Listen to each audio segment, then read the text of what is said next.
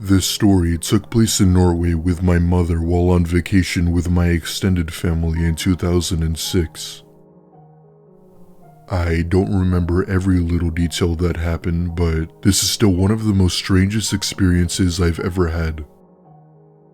My mother and I were staying at our aunt's house during the summer, and I was around 6 years old.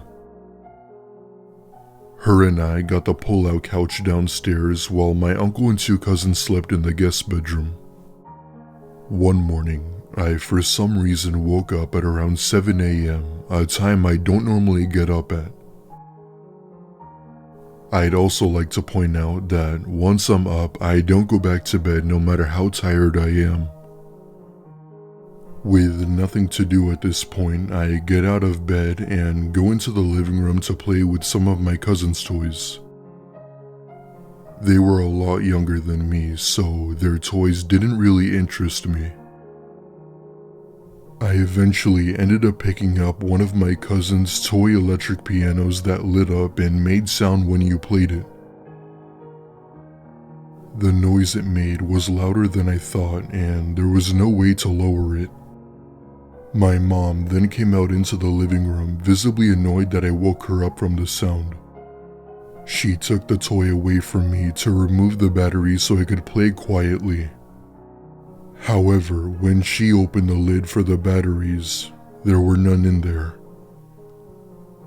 She gets a very confused look on her face and became a little freaked out.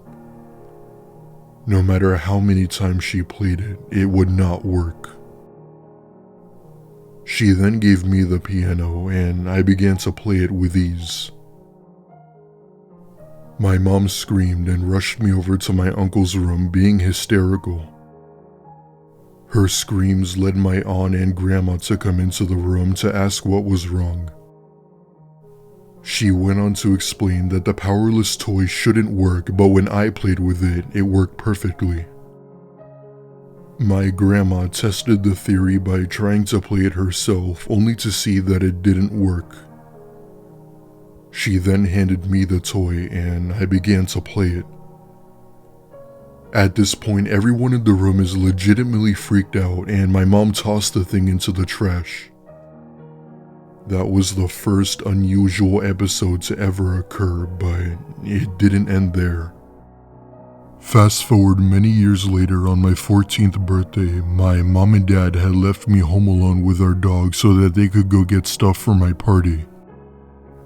It was around 11 a.m. and the guests wouldn't be arriving until late noon.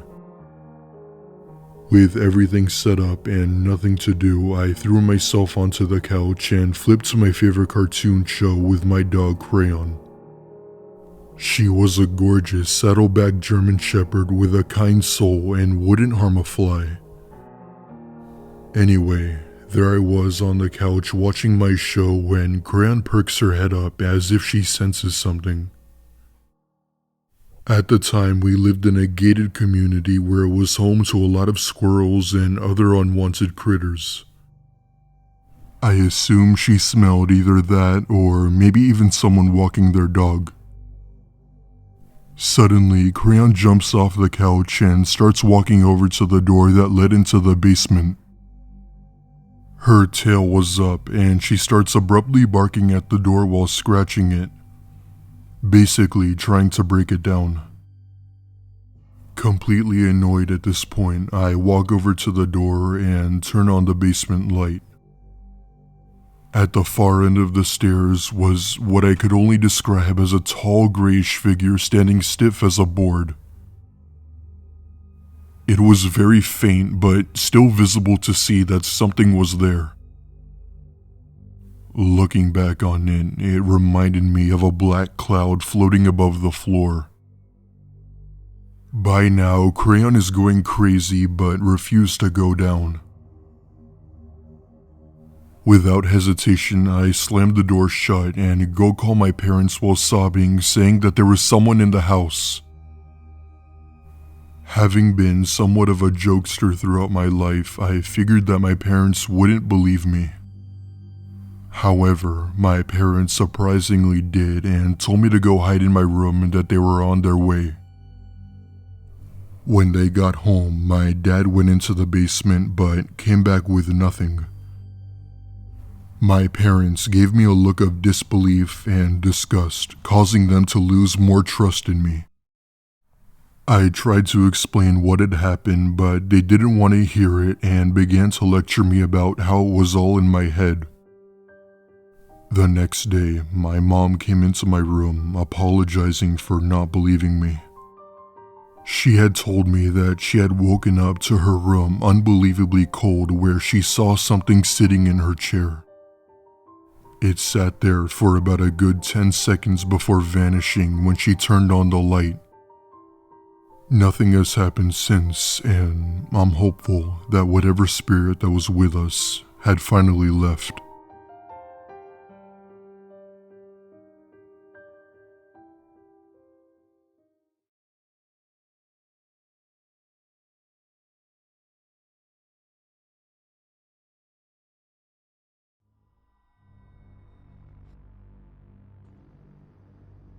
I hope to have some insight, comments, advice, or help on what happened about 2 weeks ago. I am a little familiar with the black-eyed kids children phenomenon, but need some help to identify what exactly happened to help 2 family members who have not been right since the sighting. In 2013, I moved with my family to a foreclosed 6-bedroom home on 14 acres straight up the middle of nowhere in the Poconos. My father and I noticed very weird things going on the second that we moved in, but my mother and sister seemed not to notice these things. Everyone besides me and my dad and my entire family are the, "oh, it was the wind" type of people, if you get what I mean.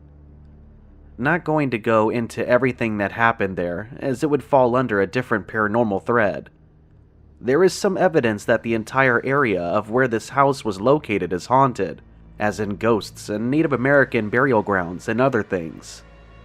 Now, historically speaking, with the actual evidence, people settled around here in the old mill area long ago and brutally killed many Iroquois Indians. This area is very spread out over miles of heavily wooded mountains. 2 weeks ago, my uncle on my mother's side and his girlfriend came to visit my parents' home. They did this quite often, as my parents always have people over for beer, games, bonfires, etc. I just want to start off by saying my uncle is a non-believer, a Harley rider who to this day I have never seen him really scared of anything or anyone before this sighting. My uncle and his girlfriend are playing foosball with my parents when they realize that it's 12:30 a.m., so they decide to head home. They take all the back roads, and once they turn onto Running Valley Road, about 6 minutes from our house, my uncle's girlfriend sees 2 figures. They were pretty far at this point, but it was 2 small figures waiting to cross the road. Just to mention, there was nothing out there, no houses, besides an abandoned one that was still 2 miles up the road. The only thing in the vicinity is a cave. These figures were attempting to cross the road to go into the woods, which was very odd because of the time and location. They are now approaching these figures. Headlights start to shine directly on them. Both my uncle and his girlfriend see 2 young girls ages between 9 and 11 approximately. One is much bigger than the other, wearing what my uncle best describes as a early 1900s church clothing, like dresses to the knee, with the white cotton shawls or cropped sweaters and flats. Weird, right? What the heck are 2 10-year-olds doing out at 12:30 in the morning in the middle of nowhere wearing church clothing? They also noticed the bigger child had her arms wrapped around the smaller one, like you would do if she was hurt, scared, or cold. At this point, my uncle's girlfriend is like, "It's children. We need to stop and help." Now at this point, the truck is almost right next to the little girls. Both had their heads held down. So, the bigger of the 2 starts to pick her head up to look at the passing vehicle. Then both my uncle and his girlfriend notice the girl has no eyes, just black holes as if they were carved straight from her face. His girlfriend says, "What the hell was that? You saw that, right? Oh my god, turn around and go back right now. My uncle is scared straight and takes off flying to get home. Later on, they get home and they get into an argument because she wanted to drive back and see what was up. Grabs her own car keys, and my uncle basically was like, you're not going back there. We are never going on that road again. He calls my parents, in extreme panic tells them, and they start bugging because he would never lie or be that freaked out if it wasn't warranted. So my mom starts telling me everything. Mind you, my family knows nothing of black-eyed kids. Never heard of them before. I sent my mom an article to forward to my uncle with some of the very basic info. Young kids, no eyes, dreadful feeling, sometimes outdated clothing, hitchhiking, or at your door, looking for help. Now my whole family is bugging. Sorry for this being so long. I wanted to give all the information that I could. Let me know what y'all think. Or let me know if you've experienced something similar to this.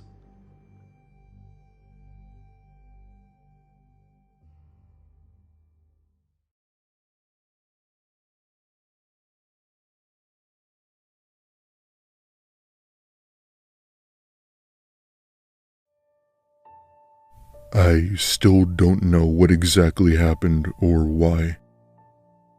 This took place back in 2013 when I was still a kid. I was home alone. Although my parents went out often and I usually stayed home by myself and played video games, I never really felt alone. My friend Nick lived right next door, and if you looked out my bedroom window, which was on the second floor, you could see right into his. We played video games for most of the time, and the night that it happened was no different. It was Saturday, and with my parents gone, I decided to play video games all night. So there we were, playing in the middle of a match, minding my business, when I hear a noise from downstairs. It was raining heavily outside, so I thought that it could have been the wind or possibly rainfall. So I ignore it and continue on with my game. After about 30 minutes of playing, Nick said that he was starting to get tired and that he was going to bed. After all, it was getting really late, so with nothing to do, I turned off my console and watched some TV when I heard the same noise from before. With my curiosity now hounding me, I go downstairs slowly to where I heard the noise and saw a faint shadow of a person sitting in one of the chairs. Whoever it was thankfully facing away from me, so he didn't notice me. I was about to speak out, but then I realized that it wasn't my mom or dad. I ever so quietly go back up the stairs into my room and lock the door, hoping to God that he doesn't find me. At that exact moment, I hear heavy footsteps coming up the stairs while being utterly terrified. I got in my bed and pulled the covers over my head and tried to lay as flat as possible, hoping whoever was in my house would think nobody was home. I eventually pulled my cell phone out and started to text Nick. I texted one word and then heard the hardwood floor in my bedroom creak and I froze. You have no idea how bad I wanted to look to see if somebody was standing in my bedroom, but at the same time I was too afraid to do it. A minute later, I get a text from Nick. It read, "Who's that in your bedroom?" I ripped my covers off of my head out of pure adrenaline and fear. There was nobody there.